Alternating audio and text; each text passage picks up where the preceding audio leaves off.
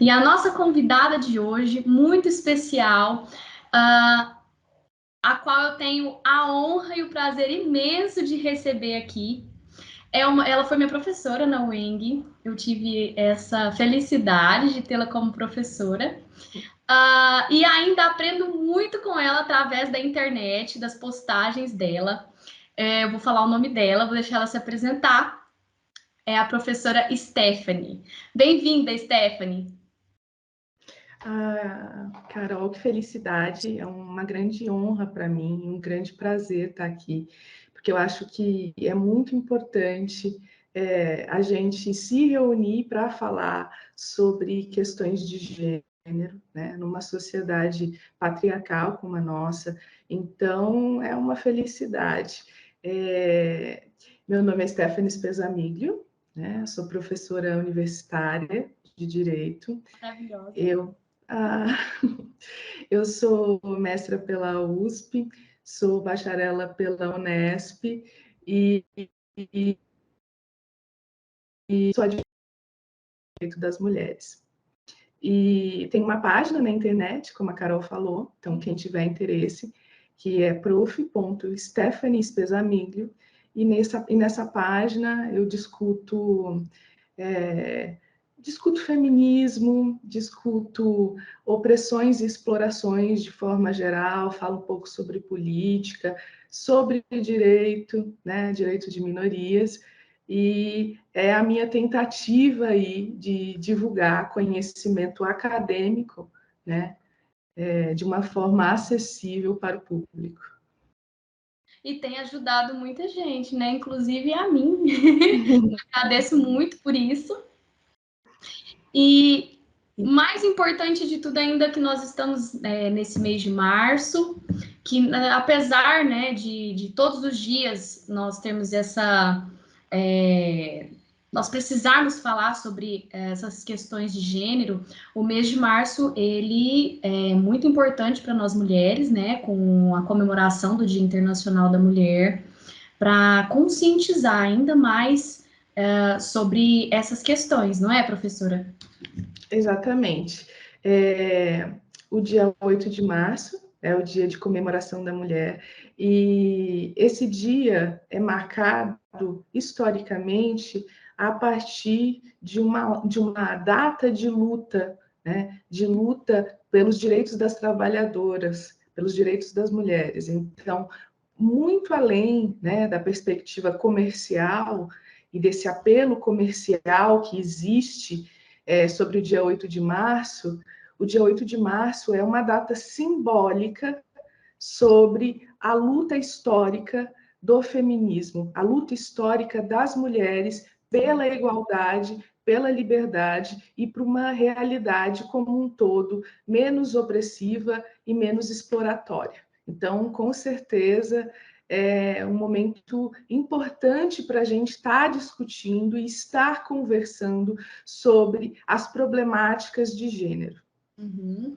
E é interessante que nesse mesmo mês de março, coincidentemente, o Big Brother Brasil, que é um programa que tem visibilidade aí nacional, ele trouxe à tona temas que as pessoas ainda não estão familiarizadas com a discussão, né? Por exemplo, a questão do que é assédio, diferenciação de assédio com importunação sexual. A professora podia falar um pouquinho para a gente sobre isso? Claro. Vamos lá. Vou começar falando um pouquinho sobre os aspectos jurídicos, né? E depois vou falar um pouco sobre o aspecto social da questão, né? Na perspectiva jurídica, né? A gente vai ter ali dentro do Código Penal algumas tipificações de condutas que são importantes aqui para nós, né? Entre elas, eu ouvi muito na mídia a pessoal falando: foi assédio sexual, aconteceu assédio sexual. Não foi assédio sexual, juridicamente falando, né? Juridicamente falando, a gente fala que aconteceu importunação sexual. Então, qual é a diferença entre assédio e importunação sexual? Bom, gente, o assédio sexual ele está previsto no Código Penal, né? É crime também, mas faz referência a constranger alguém com o intuito de obter uma vantagem sexual, mas necessariamente nessa relação, né, de assédio tem que existir aí uma perspectiva de hierarquia, né? Então, ou um cargo, ou um emprego, ou uma função. Então, tem que ter aí essa ideia da hierarquia. Então, assédio sexual faz referência ao ambiente laboral, né? Então, é essa a ideia.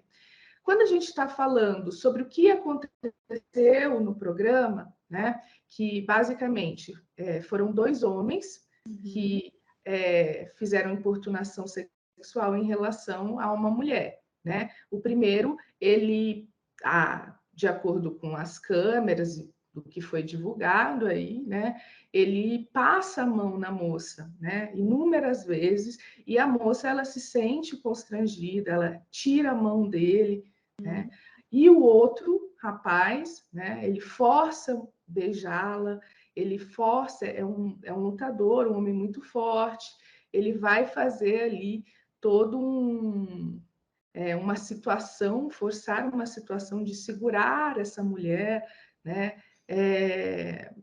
Basicamente essa é a ideia. Então, o que aconteceu ali foi a ideia da importunação sexual. A importunação sexual, ela é um crime novo, tá?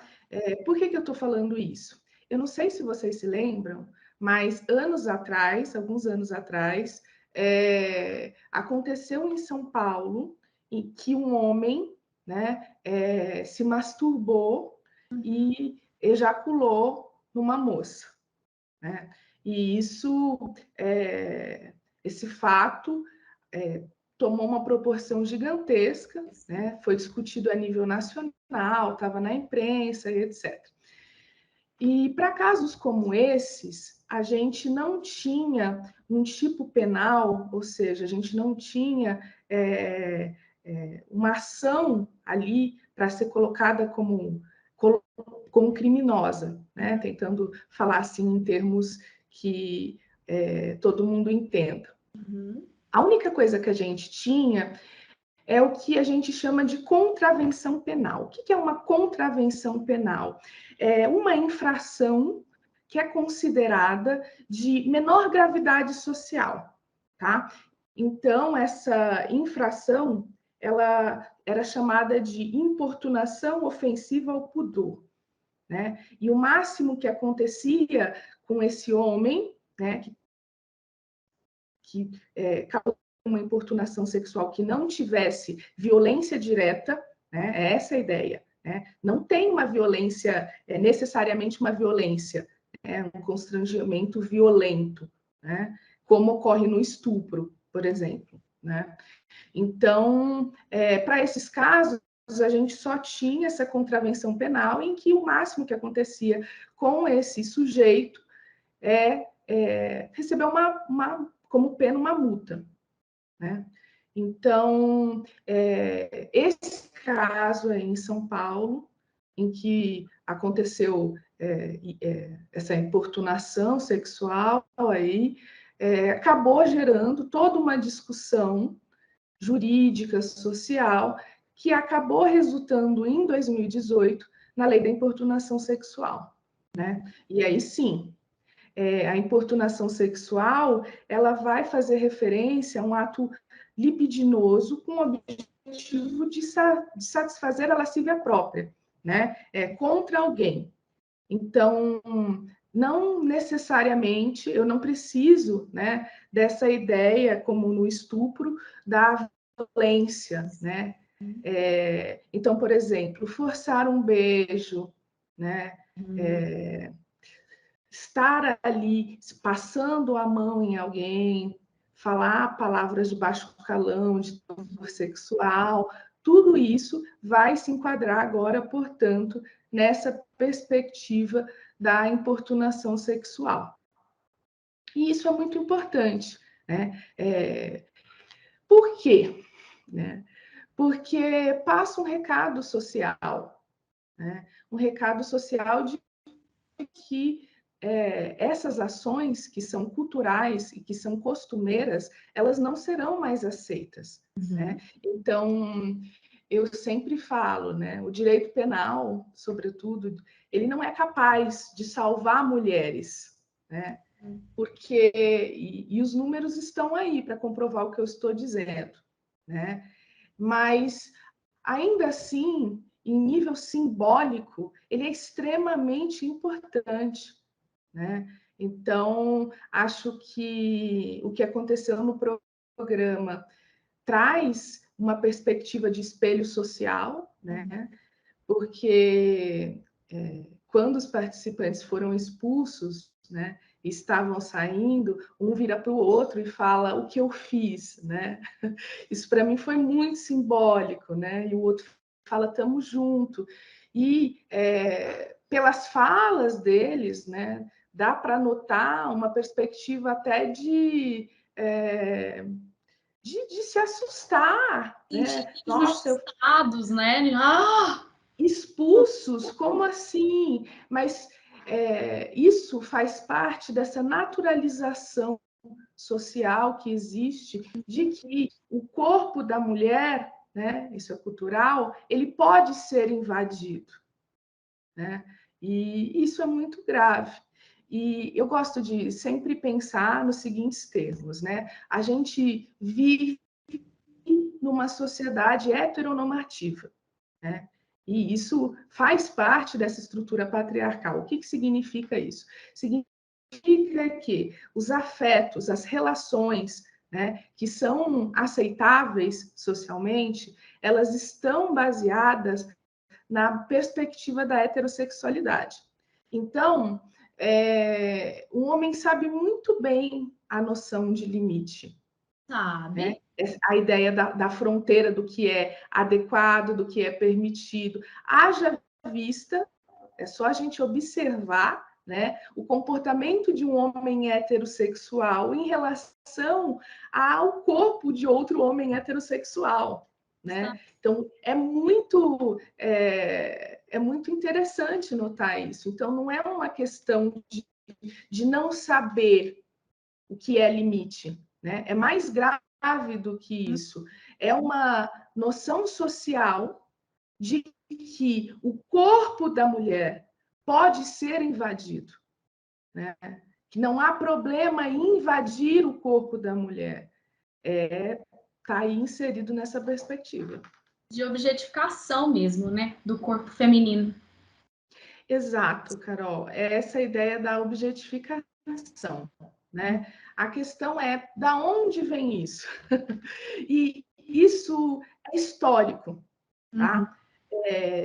Não foi do dia para a noite, né? Então, a noção patriarcal da objetificação do corpo feminino é uma perspectiva histórica que tem a ver com o poder, né? Como assim, Stephanie? Tem um autor que eu gosto muito, que é o Foucault, e ele tem um livro que chama História da Sexualidade, né? E ele vai falar que a partir do século XVIII, ou seja, né, a partir da instauração desse sistema econômico capitalista, esse sistema que nós estamos inseridos, né, vai haver uma nova forma de intervenção do poder na sociedade. Né? Então, o poder ele vai passar a controlar os corpos para garantir a produção econômica. É mais ou menos nessa perspectiva. E se a gente for pensar, Carol, quem produz o principal instrumento, né, da dinâmica do sistema capitalista, né? É a mulher. É a mulher que ela vai dar à luz ao trabalhador, ela vai dar à luz a esse herdeiro, né? Sim. Que a partir do momento que a sociedade capitalista se coloca, a propriedade privada ela passa a ser algo muito importante, passa a ser algo essencial, né? Então, para garantir que aquela propriedade privada, quando eu morrer, né? Eu, homem branco, rico, burguês, né? Vou passar essa propriedade para o meu filho. Como que eu vou garantir que aquela criança é meu filho? Não existe exame de DNA ali, né? Então, o que eu faço? né? Eu tranco essa mulher dentro de casa, né? E aí que a gente vai ter origem, que a gente chama de divisão sexual do trabalho. Nossa, Stephanie, o que é isso? É basicamente essa ideia, e que até hoje é muito fácil da gente perceber, de que tudo que é ligado ao doméstico, ou seja, exato, parir, cuidar, lavar a casa, cuidar da comida, etc. Então, cuidar de criança, cuidar dos idosos, cuidar dos doentes, toda essa perspectiva do âmbito doméstico, né? É uma obrigação feminina, né? Mas e tudo que é considerado público, ou seja, o político, o mercado de trabalho, é considerado masculino. Sim. Mas da onde vem isso, né? Isso é histórico, é desse momento que eu estava narrando aqui para você, né? Então eu preciso controlar, né, a mulher em âmbito sexual, né, para garantir a sucessão, né, para o meu herdeiro, e para garantir, e aí vem a origem, né, da intervenção do Estado no corpo feminino, né? Por quê? Por que aborto é um assunto de Estado, não é um assunto privado, né? Isso começa ali no início do sistema capitalista. O Estado ele precisa, para garantir esse novo sistema que está nascente, né, ele precisa garantir que vai nascer ali uma quantidade adequada de trabalhadores que vai dar conta daquela dinâmica econômica que está surgindo ali naquele momento histórico, né? Então, tudo é histórico, se relaciona com o poder, né? Então, quando a gente vê hoje essa perspectiva patriarcal, essa divisão sexual do trabalho, né, que ainda continua, a mulher entrou no mercado de trabalho, não existe opressão. Não é verdade, né? As opressões estão aí. No próprio mercado de trabalho, né? Mulheres ganham menos, mulheres ganham menos, mulheres estão embora as mulheres, né, já estejam aí com maior escolaridade que os homens, as pesquisas vão dizer isso, elas ainda assim estão em cargos subalternos, né? E muito além do mercado de trabalho, né? Haja vista aí os números de feminicídios, de estupro, terrível. E aqui a gente pode ficar falando os diferentes âmbitos da vida, né, em que há essa hierarquia social em relação do homem em relação à mulher, né? É basicamente essa ideia. É interessante você ter citado isso, porque a gente vê essa tentativa, né, do próprio sistema, do sistema capitalista, do sistema patriarcal, de tentar continuar mantendo o próprio sistema. Então, aí mesmo diante, né, de movimentos feministas, da importância do Dia da Mulher, dos direitos que nós garantimos até aqui, que ainda precisamos garantir ainda mais, mas a gente vê aí movimentos reacionários, né? Como os Red Pills, por exemplo, que são essa tentativa de manutenção desse sistema, não é? E aí, exatamente. Eu pensando o seguinte, eu até queria te perguntar, como que a gente pode fazer para dar ainda mais voz para essas pautas feministas diante de tantos movimentos reacionários? Tá. Vou primeiro explicar esse processo desses movimentos reacionários e depois eu respondo o que você está me perguntando, né? Sobre na perspectiva de ações. Né? Eu acho importante a gente pontuar aqui algumas questões que você cita, né? Quando você vai me fazer essa pergunta. Entre elas, a noção do feminismo. É muito importante a gente falar que o feminismo é um movimento histórico e político. Ele é acadêmico também, né? Ele está nas universidades, nos discursos acadêmicos, nas pesquisas, né? Justamente nessa investigação histórica dessas diferenças sociais hierárquicas entre homens e mulheres. Então, é um movimento acadêmico, né? Mas ele é, sobretudo, um movimento histórico, social e político. né? Então, o feminismo como ponto de partida para a luta das mulheres pela igualdade, pela liberdade, é importante que a gente pense, né, que ele tem premissas básicas, premissas essenciais, né? Então, não existe um feminismo, existem alguns feminismos. E eu acho que é muito importante a gente se pautar num feminismo que busque a emancipação das mulheres como um todo, né? Então, por exemplo, existe um feminismo que a gente chama de feminismo liberal, que ele vai falar, ele é baseado na meritocracia, né? E ele vai dizer que o problema das diferenças sociais entre homens e mulheres é simplesmente uma questão moral e que pode ser resolvido facilmente com algumas intervenções, como o direito, né?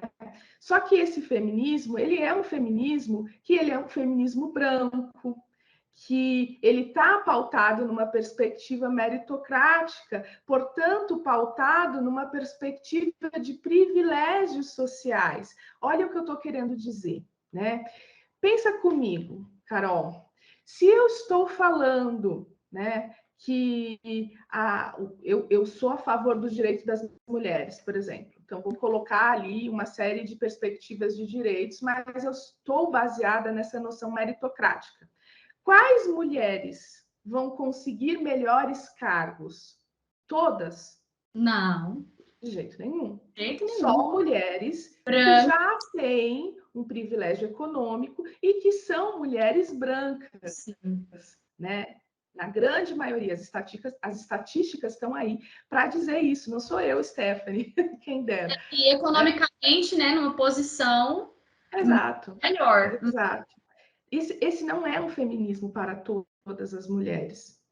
A gente precisa se pautar num feminismo que não pode ser universalista, né? O que isso significa, Stephanie? Está falando difícil, explico, né?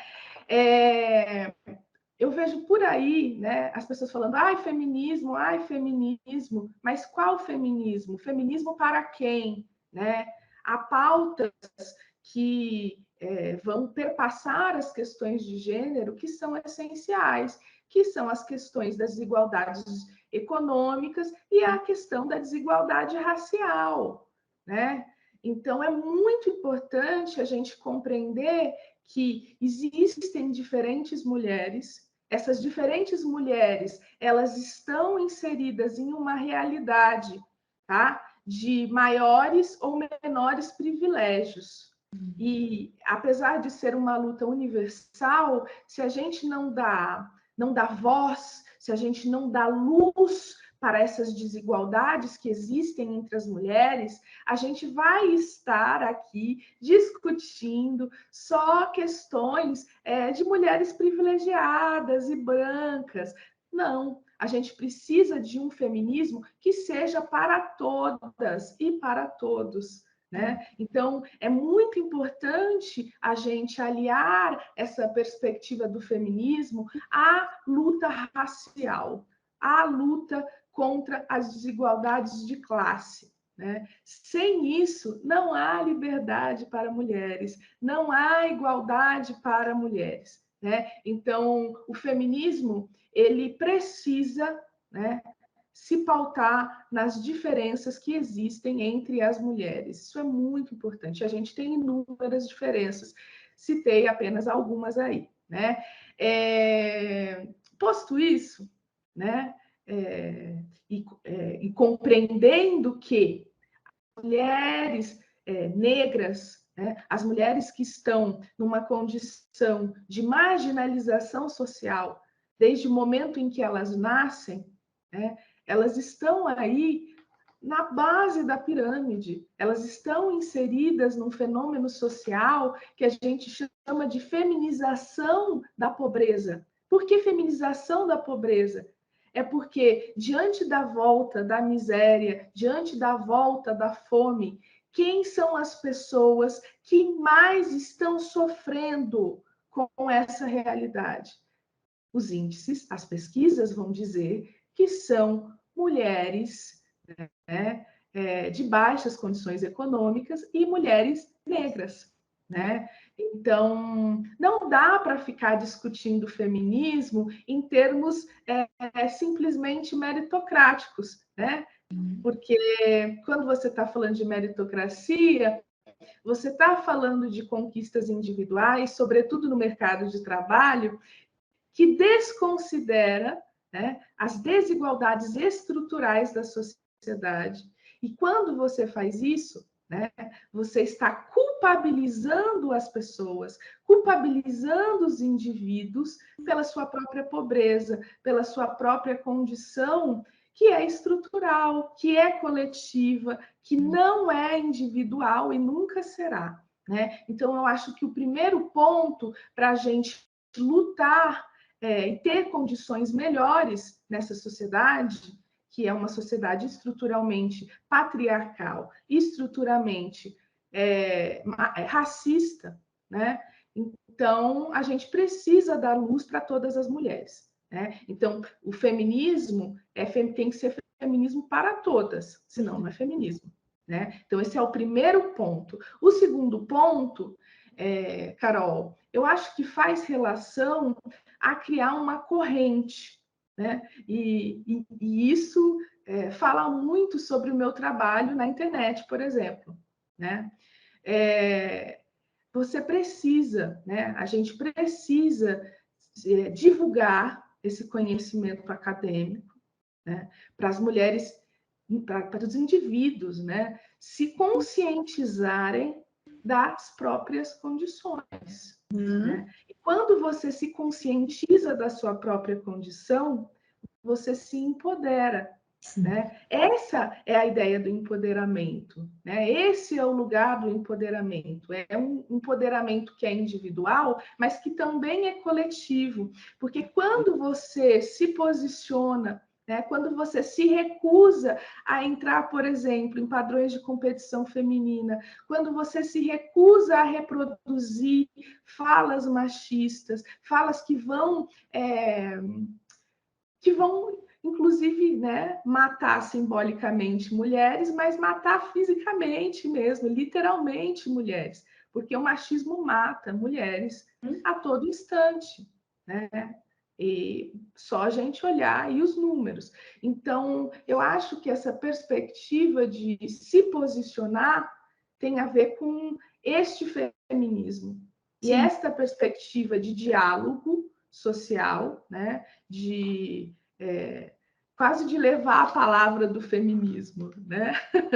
Para que as pessoas compreendam o que o machismo faz e se, a partir desse empoderamento individual, ter uma ação refletida no coletivo.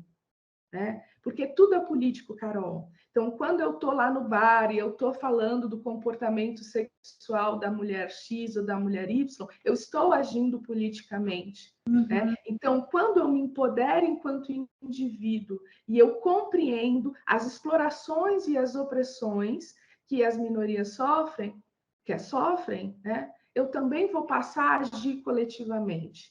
Então, como se posicionar, eu acho que tem a ver com essas questões que eu acabei de falar. Agora, eu acho muito importante, na sua fala, a gente trazer também uma perspectiva de como existe todo um movimento social, né, reacionário, que vai reivindicar privilégios que, de alguma forma, foram ameaçados. Então, não entendi, Stephanie, o que você está falando? Você cita, por exemplo, Carol, o movimento Red Pills, né? Que é um movimento masculinista. Mas esse movimento masculinista, né? O movimento Red Pills, ele é somente um. Eu tenho vários nesse mesmo sentido. Né? É que ele ficou famoso aí por causa daquele rapaz que ameaçou ali as humoristas e, enfim, isso foi parar no Fantástico, né? Trouxe toda uma perspectiva nacional, né? é apenas um movimento, dentre vários, né? Então, e quando a gente vai falar sobre isso, né, a gente tem que compreender algumas premissas básicas. Quais são elas? A primeira, que isso faz parte de um ressentimento que ele é masculino, né? Que ele é advindo de privilégios econômicos, né? Que ele é branco e que ele é cristão, né? Então, a branquitude, quando a gente olha historicamente, né, ela está atrelada à perspectiva da religião cristã, né? Então, isso é importante a gente colocar, né? E a gente está vindo aí de um histórico em que, os últimos anos, as minorias têm se colocado politicamente, sempre se colocaram, tá? Isso é importante, né? A gente dizer, porque senão a gente invisibiliza a luta, né? Mas a gente está vindo de um processo aí histórico nos últimos anos por uma série de questões estruturais que não cabe aqui, não consigo te explicar aqui assim em pouco tempo, mas de conquista de direitos, né? E de compreensão, de dar voz para essas minorias e etc. Isso tudo vai gerar um ressentimento, né? Porque ameaça privilégios, né? E as pessoas não estão dispostas a abrir mão dos próprios privilégios. Mas, para além disso, deste fato, a gente tem que analisar tudo isso numa noção que ela é sistêmica e estrutural. O que você está querendo dizer, Stephanie? Estou querendo dizer que nós estamos vivenciando um período histórico em que a gente vai ter aí uma ideologia que é chamada de ideologia neoliberal, né? E essa ideologia ela é hegemônica. E entre as diversas coisas que ela vai colocar que o Estado não deve interferir, né? Não deve regulamentar o mercado. E, nesse sentido, a gente está atingindo diretamente, por exemplo, direitos sociais, como o direito do trabalho. Porque pensa comigo, Carol, o que é, por exemplo, o Estado fixar um salário mínimo? Isso não é uma intervenção na economia? Então, o direito do trabalho, por exemplo, como um todo, faz referência a uma certa interferência do Estado no mercado, né? Com a perspectiva de trazer dignidade para os trabalhadores e as trabalhadoras, né? Então, você vê aí nos últimos anos uma retirada, né, de direitos sociais como um todo. E quando eu retiro direitos sociais, eu atinjo toda a população, né? A maioria da população, que somos nós, trabalhadores, né? Mas eu atinjo sobretudo as mulheres. Aí você vai me dizer, por que, Stephanie? As mulheres elas são mais atingidas ainda que os homens. Pensa comigo, a gente acabou de falar que, historicamente, foi colocado para as mulheres o doméstico. Então, as mulheres são responsáveis pelo lar e elas vão ficar isoladas por muitos anos, né, na esfera do lar, e só muito tempo depois ela vai começar a acessar o externo, né? Então, o mercado de trabalho, a política, etc. E esse processo, como eu falei para você, faz parte de um processo de regulação do corpo, uma regulação sexual dessa mulher. Tudo bem? Então, a gente sabe que as mulheres elas ainda são responsáveis pelo doméstico. Então, quando o Estado ele se retira com creches, ele se retira com escolas, ele se retira com toda uma perspectiva que, de alguma forma, auxilia mulheres com essa responsabilidade do doméstico, né? É essa a ideia. Então, as mulheres elas vão ficar mais sobrecarregadas. E pensa comigo, Carol, ainda que eu retire, né, tudo isso, os trabalhadores ainda vão precisar comer, ainda vão precisar ter a roupa lavada, as crianças vão precisar, né, ainda de creche, de escola, de educação, etc. Isso não muda. Não. Né? Não muda. Só que se eu retiro o apoio que o Estado dá essa perspectiva, eu estou sobrecarregando as mulheres, porque elas que são responsáveis.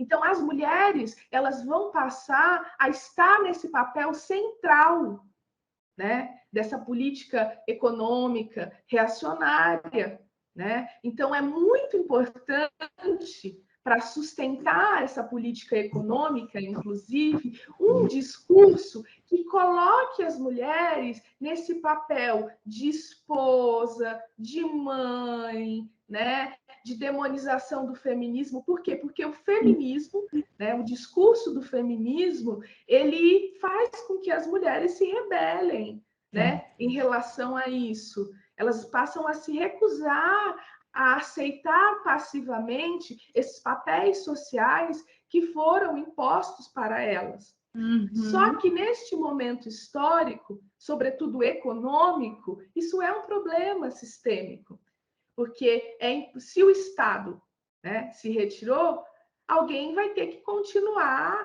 né, criando as crianças, né, educando as crianças, cuidando das crianças, né, dos idosos, etc, etc.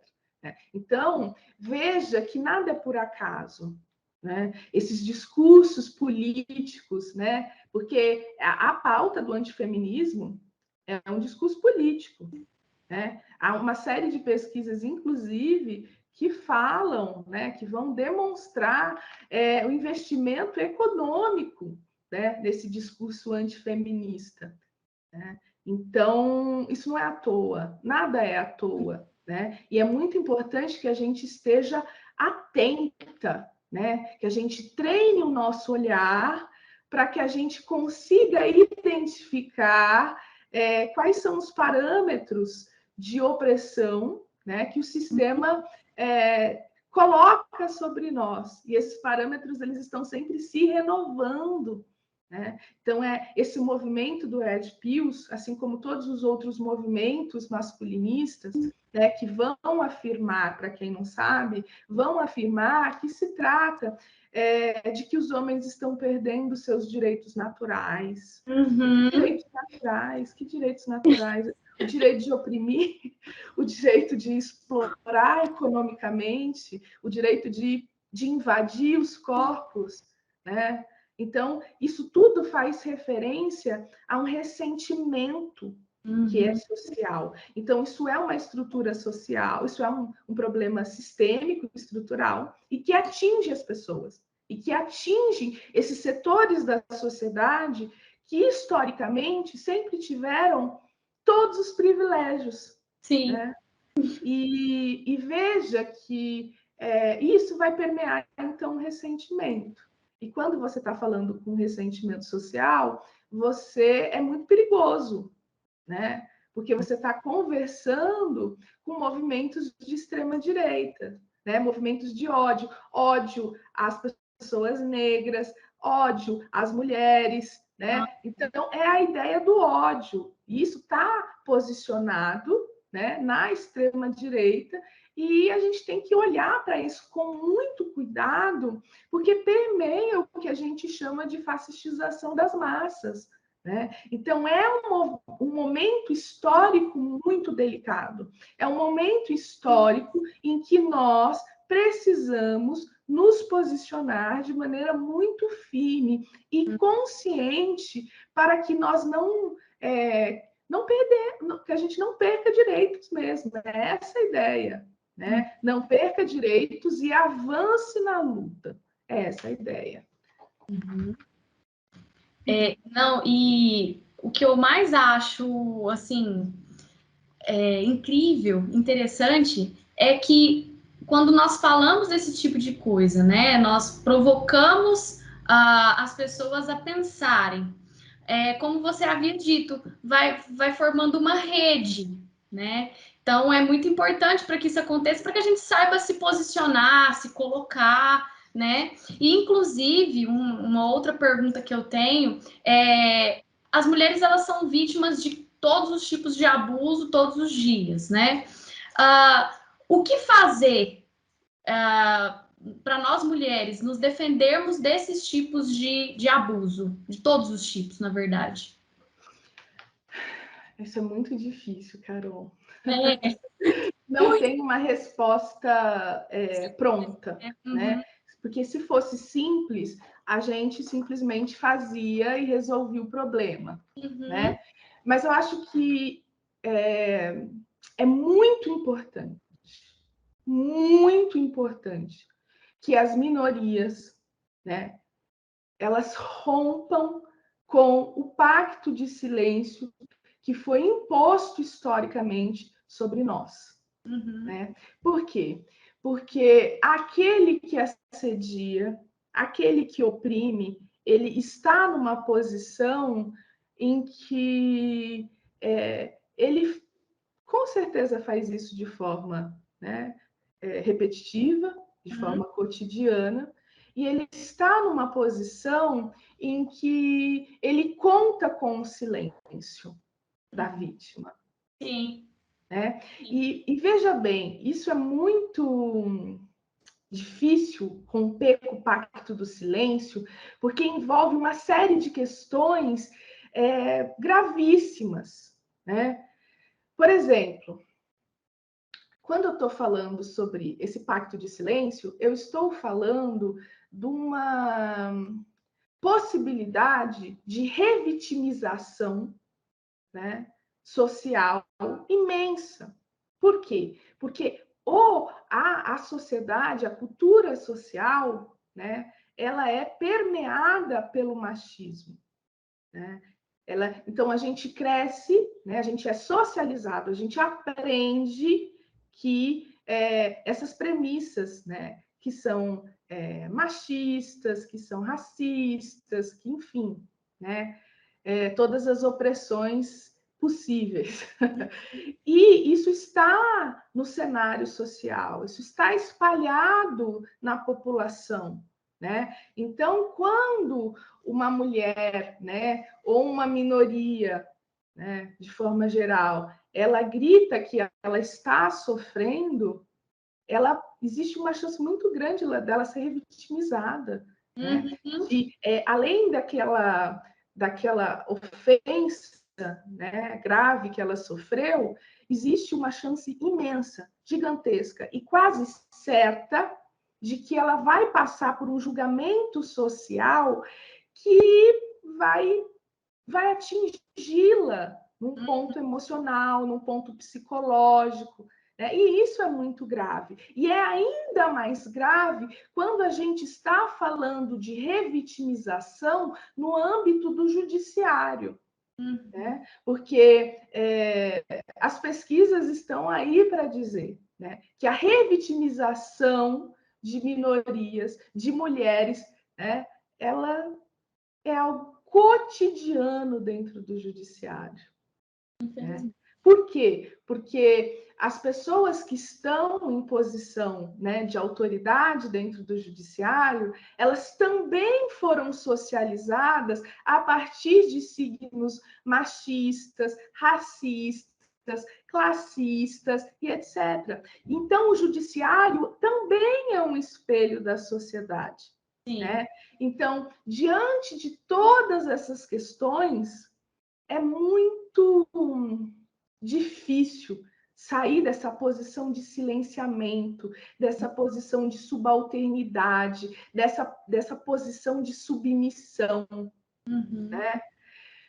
Mas, apesar disso, é somente dando voz, né, a esses absurdos, né, a colocar no mundo, a se posicionar, que a gente consegue romper com um silêncio que é estratégico para o poder. Né? Então, se a gente não fala, se a gente não denuncia, se a gente não expõe, né, aquele ciclo de violência, ele vai permanecer historicamente, ele vai permanecer. né? Então, quando a gente... por isso que é muito importante a gente ter uma consciência, né, muito forte, um empoderamento individual sobre as questões coletivas muito forte. Uhum. Né? Porque, apesar de saber que você vai sofrer retaliação social, e você vai. Vai. A verdade é essa, né? Se você se posiciona, você está rompendo com o ciclo, você está dando voz para outras mulheres, você está dando voz para outras vítimas desse sistema, né? E eu acho, por exemplo, muito interessante, né, já que a gente estava falando de BBB, aqui, de novo, citar, né, essa questão do BBB na perspectiva do racismo, né? Porque a questão do machismo, né, ela se colocou, né? Mas a questão do racismo estrutural ali tem sido a discussão central, né? Ainda que esteja velado, né? É a discussão central. Então, quando o Fred Nicásio, né, ele volta aí para essa casa, né, da repescagem, e ele fala, né, sem medo, né, olha, eu vou acionar o meu jurídico, né, porque o que vocês fizeram é intolerância religiosa e é racismo, né? E aí é muito interessante notar várias questões ali, né? Por exemplo, a moça responde: ah, mas a minha avó é negra, eu tenho sangue de... Eu tô dando risada, porque é um absurdo, né? Essa mesma ideia acontece também em relação ao machismo, né? Muitos homens falam, não, mas essa não foi minha intenção, porque eu tenho mãe, eu tenho filha, eu tenho irmã. Exatamente, é o mesmo discurso. É o É mesmo. exatamente o mesmo discurso. Eu É tenho uma exatamente o filha, mesmo gente, discurso. jamais que eu... Não foi essa a minha intenção, porque eu tenho uma filha. Pô... E quando a gente está nessa questão específica do racismo, né, no Brasil, né, como nós tivemos um processo histórico de miscigenação muito forte, né, o racismo ele não vai se dar nessa perspectiva só da ancestralidade, né? Ele vai estar, sobretudo, na leitura social que você tem. E por que eu estou falando isso? Porque quem não é branco sabe. Por quê? Porque existe um estigma em cima das pessoas negras. O que é estigma? Estigma é tudo aquilo, né, que dá descrédito ou rejeição social para alguém.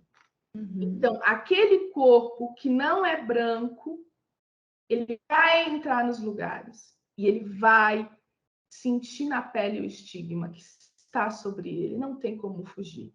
Não tem como fugir. Né? Então, esse papinho aí que a moça falou, que eu não sou racista, que não sei o quê, meu Deus, né? Isso é um absurdo, é racista sim, né? Quando você está falando sobre religiões de matrizes africanas, né? Intolerância religiosa é também racismo, né? Porque intolerância religiosa, outras religiões podem sofrer, né? Mas é racismo por uma série de questões, inclusive históricas, né? Porque a branquitude ela está relacionada com uma religião que se coloca como hegemônica, que é a religião cristã. Né? Então, lá no passado, para que houvesse, né, para que se introduzisse no pensamento social, né, de que era aceitável escravizar outros seres humanos, né, o que o poder faz? Ele desumaniza as pessoas negras, né, as pessoas pretas, ele desumaniza. Então, tudo que vem, né, de herança africana vai ser tida como negativa, como ruim, como demoníaca, como inferior, né? Por quê? Isso é um processo histórico lá atrás, que aconteceu de forma que foi pensado como uma política, né? Para a aceitação social da escravização de pessoas africanas. Isso permanece no tempo. Até mesmo vocabulário, né? Quando a gente fala de questões de vou colocar na lista negra. É negativo. Tá na linguagem, né? Na verdade, está em todos os âmbitos, né? E aqui, né, eu acho muito importante, já que a gente está falando sobre isso, e, por exemplo, eu estou falando aqui sobre racismo, sou uma mulher branca. Você é uma mulher branca, Carol, né? Qual é a grande questão aqui?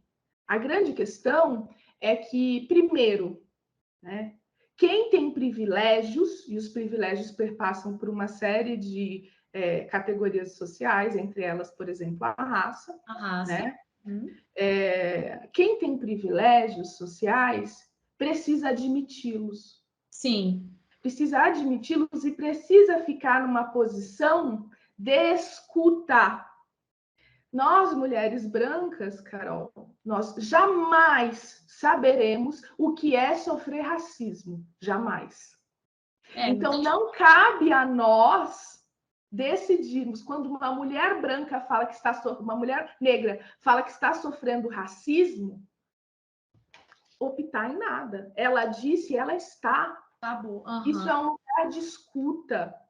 Isso é um lugar de silêncio, porque eu preciso escutar né, essa minoria que historicamente foi calada. Isso serve em todos os âmbitos, serve para o racismo, serve para o machismo, né? Então, quando uma mulher diz eu sofri assédio, né?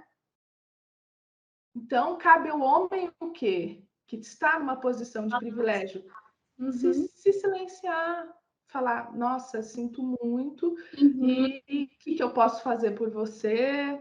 Né? Isso é muito importante e a gente precisa aprender, a gente precisa saber escutar, a gente precisa sair do lugar do protagonismo. Né? O protagonismo tem que ser dado a quem está passando por aquilo. E eu, né, por exemplo, no caso do racismo, jamais saberei, cabe a mim silêncio. O silêncio eu apoio, né? Então, quando a gente fala de lugar de fala, a gente não está falando que, por exemplo, eu, pessoa branca, não posso combater o racismo. Muito pelo contrário. A gente fala de um lugar de escuta, né? Então, eu escuto a minoria, me silencio no meu privilégio, mas eu ajudo a combater, né? Essa é a ideia. Isso mesmo. Nossa, Stephanie, foi, assim, enriquecedor nosso encontro hoje. Me sinto, assim, extremamente honrada da sua presença aqui no nosso podcast. Com certeza, vamos chamá-la para outras oportunidades de estarmos aqui discutindo outras pautas. Então, eu quero te agradecer imensamente por hoje. Nós vamos deixar aqui o @ tá, do seu Instagram. Por favor. Gente, me sigam, que lá tem muito conteúdo importante, interessante, de empoderamento individual para agir na coletividade. Isso, até mesmo essa questão de autoconhecimento, né, ajuda muito. Então, nós vamos deixar o @ e é isso, te agradecer muito mesmo por ter aceitado o convite, tá? Por tudo que você expôs aqui hoje e dizer que vamos sim nos reencontrar. Carol, eu que agradeço muito o convite, dizer que para mim é um prazer enorme estar aqui, principalmente com você. Gente, Carol, minha aluna, e eu tenho uma relação muito amorosa e muito próxima com os meus alunos, que se mantém depois, né, Carol? E isso é muito importante para mim. Então, eu estou aqui que eu sou só orgulho dessa moça incrível e estou muito feliz pelo espaço, pela conversa, por te ver nessa posição incrível, né, de se interessar e de se colocar, né, para dar voz contra as desigualdades aí, para um elo, né, a corrente para a gente construir e pensar um amanhã diferente. Então, estou muito feliz e sempre que